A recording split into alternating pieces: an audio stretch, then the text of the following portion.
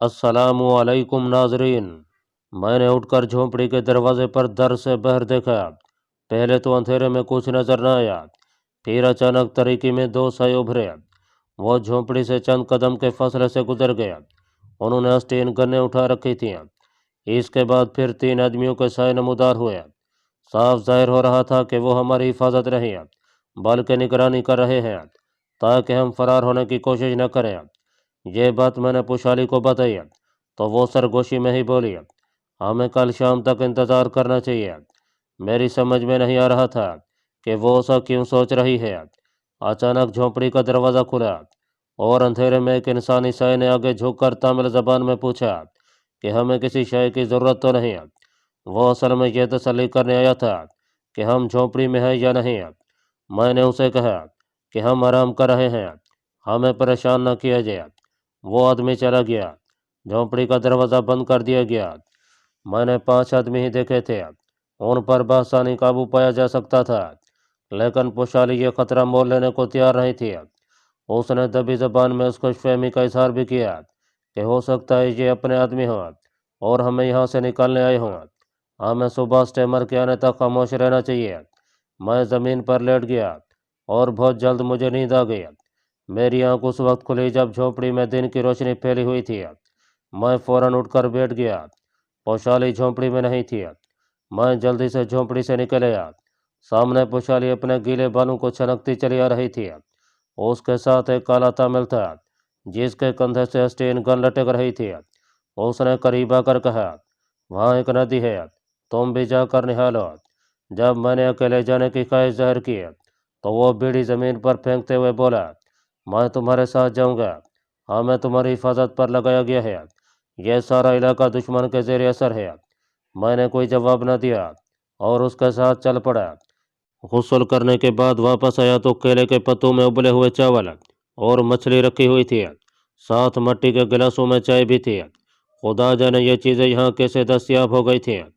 इस ताज़ा नाश्ते से मेरे इस ख्याल को मज़ीद तक़वियत मिली कि ये लोग असल में दुश्मन के आदमी ही हैं।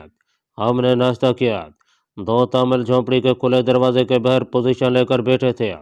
हम आपस में कोई बात नहीं कर सकते थे, खामोश नज़रों से एक दूसरे को देखते और फिर बाहर नारियल और केले के दरख्तों की तरफ तकने लगे जहाँ सुबह की सुनहरी रोशनी फैली हुई थी।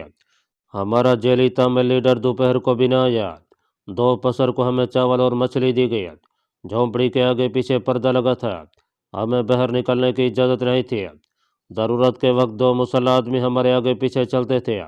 हमें यह कहा गया था कि हम दुश्मन के इलाके से वाकिफ़ नहीं हैं, इसलिए हमारी हिफाजत के लिए पहरा ज़रूरी है, जबकि दर हकीकत ऐसा नहीं था। तीसरे पैर आसमान पर अचानक बादल छा गया, रोशनी फीकी पड़ गई। शाम से ज़रा पहले हमारा तामिल लीडर आ गया। शायद वो नीम फौजी जजीरे पर गया था और वहाँ से हमारे बारे में ताज़ा कमात लेकर वापस आया था। उसने झोंपड़ी में आते ही कहा, हमारे जिस एजेंट ने हमें तुम्हें यहाँ से निकालने के लिए भेजा था, मैंने वायरलेस पर उससे रब्ता कायम किया है। वो तुम दोनों की सलामती के बारे में बहुत परेशान था। उसने कहा कि वो इस पोजीशन में नहीं है कि तुम दोनों को कोलंबो उसके यहाँ पना ले सको। वो तुम्हें कोलंबो में अकेले भी नहीं छोड़ना चाहता। उसने मुझे जोर देकर कहा है कि तुम दोनों को हर हालत में तुम्हारे मास्टर स्पाई के खुफिया ठिकाने पर ही पहुँचाया जाए। चुनांचे अब तुम्हारे लिए ज़रूरी हो गया है कि मुझे मास्टर स्पाई के खुफिया ठिकाने के बारे में बता दो कि मैं तुम्हें उसके हवाले करके अपने फ़र्ज से सबकदोश हो जाऊँ। यही वो नए अहकाम थे जो तामिल लीडर जजीरे के जला सिफत बोचर और जरदरू जैक से लेकर आया था। यह गोया हमसे राज उगलवाने का आखिरी हरबा था।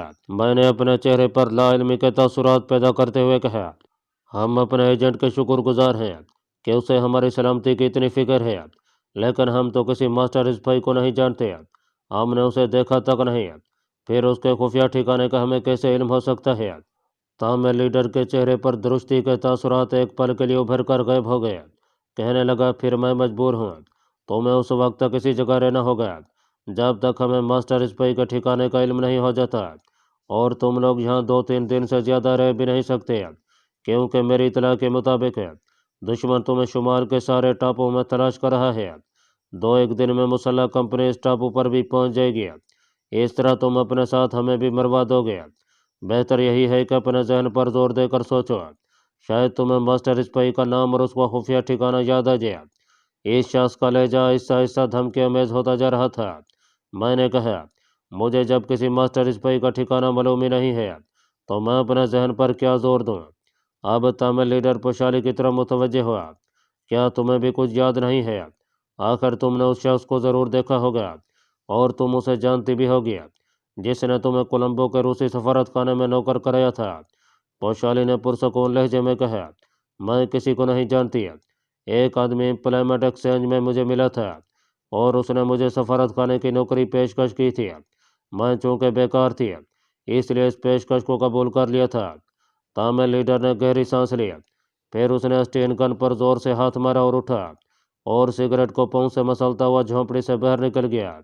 झोंपड़ी का दरवाज़ा बंद कर दिया गया। आसमान पर चूँकि बादल छाए हुए थे इसलिए दरवाज़ा बंद हो जाने से झोंपड़ी में हल्का हल्का अंधेरा छा गया। पोशाली ने मेरी तरफ देखा। मैं पहले ही उसकी तरफ मुतवज्जे था।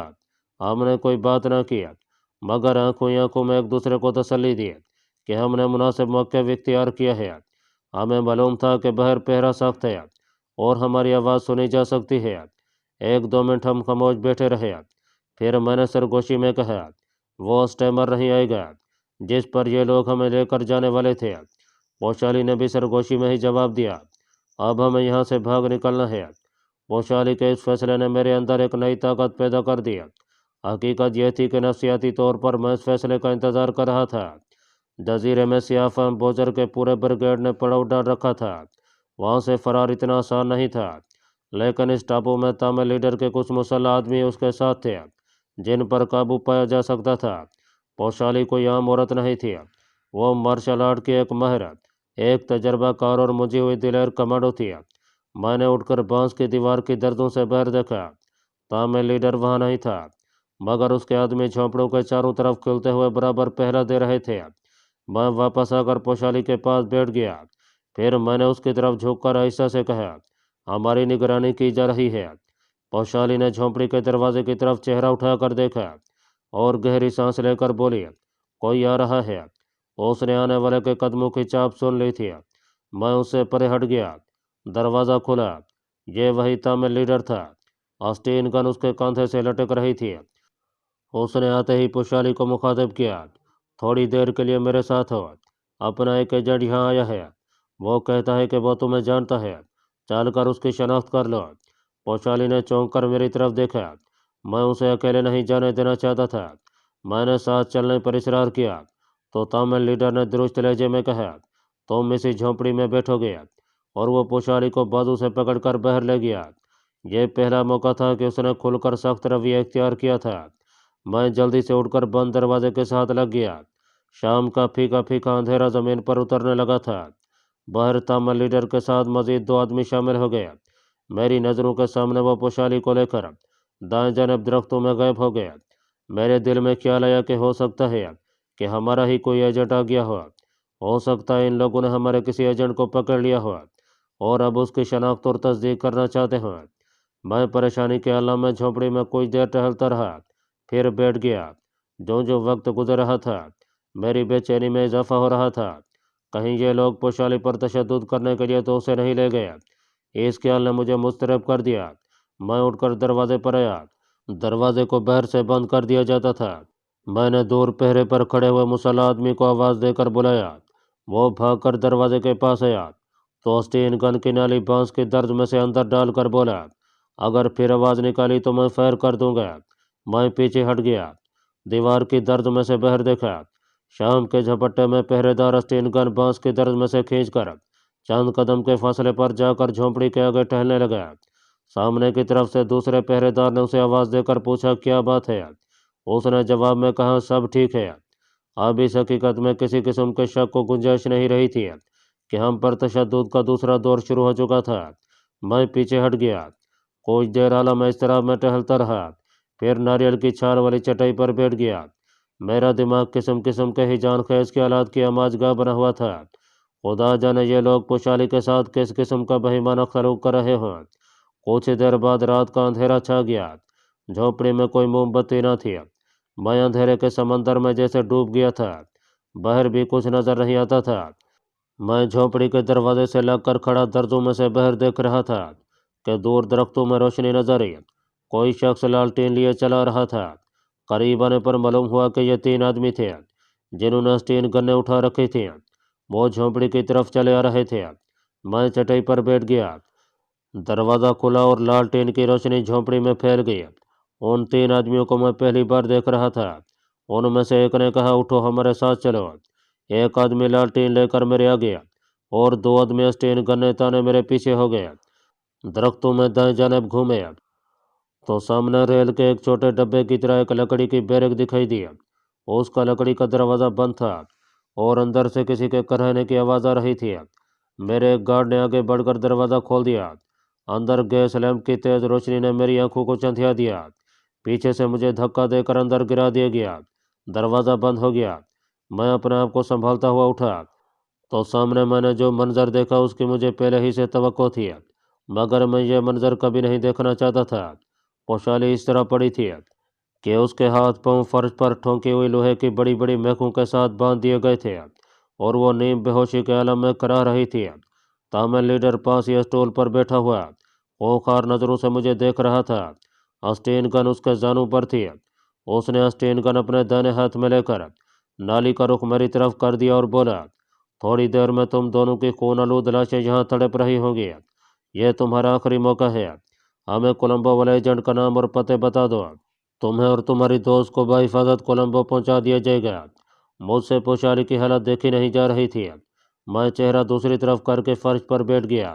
तामिल लीडर उठकर मेरे हक़ में आ गया। उसने गन की नाल मेरी गर्दन से लगा दी और गरज कर बोला, बताओ वो लोग कौन हैं जिन्होंने तुम दोनों को सफारत खाने में कागजात उड़ाने के लिए भेजा था। ये मत भूलना कि तुम सफारत खाने के एक आला अफसर को कत्ल कर चुके हो। जवाब दो।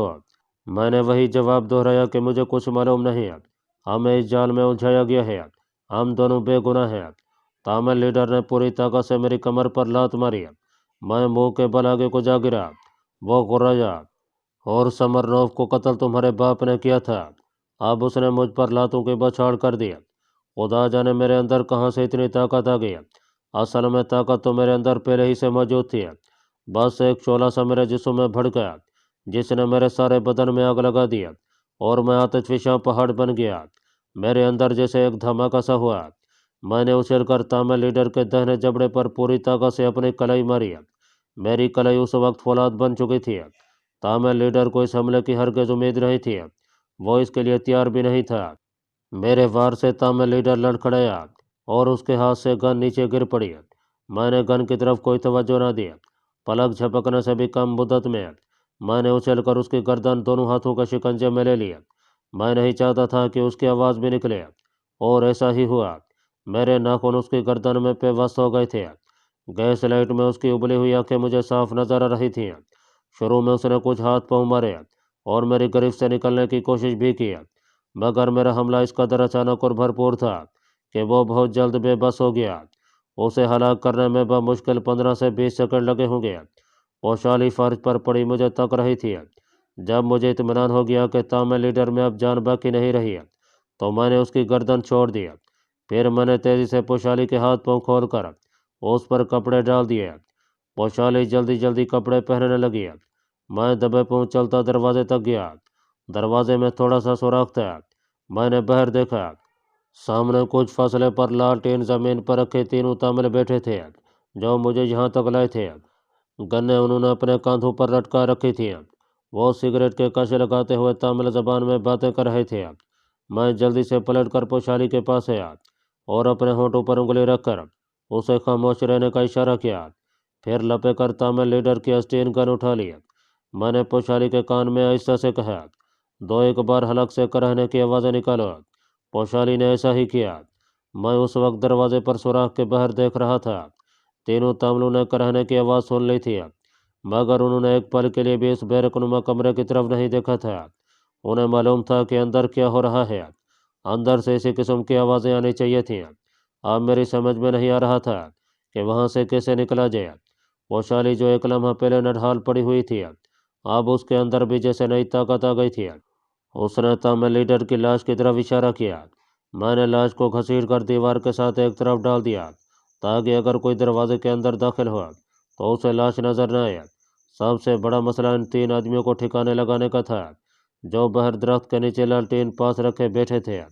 मेरे लिए यही बेहतर था कि वो एकदम से अंदर न आ जाएं, क्योंकि ऐसी सूरत में मुझे मजबूरन स्टेन गन चलानी पड़ जाती है, जो मैं चलाना नहीं चाहता था।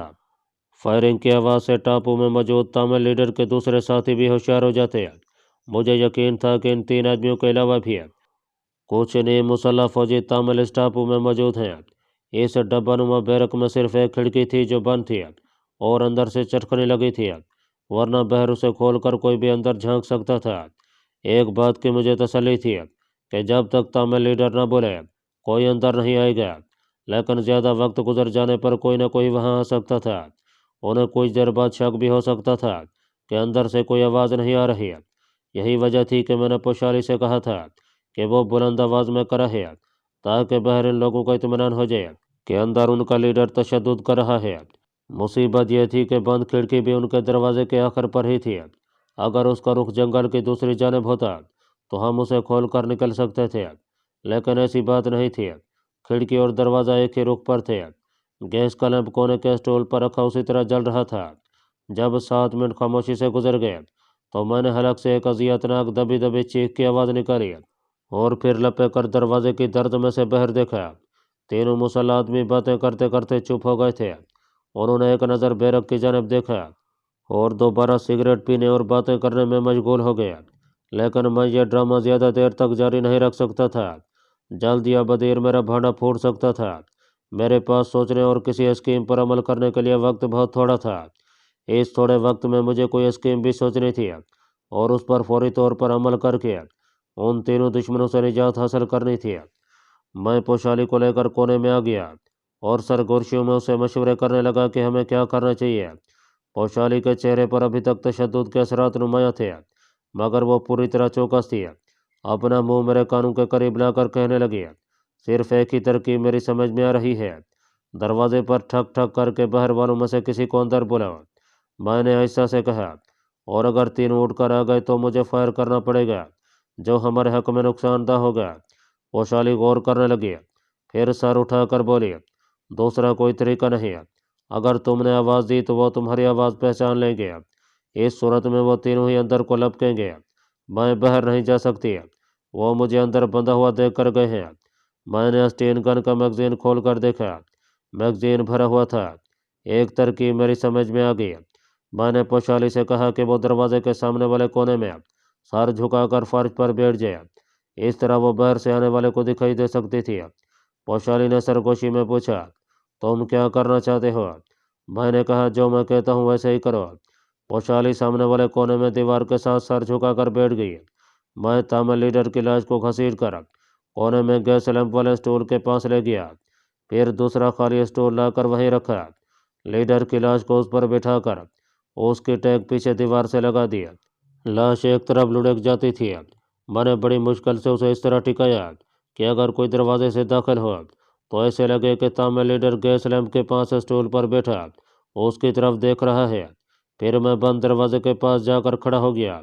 मैंने गन को नीचे फर्श पर रख दिया और दरवाजे के करीब मुंह ले जाकर अंग्रेजी में कहा, कम इन।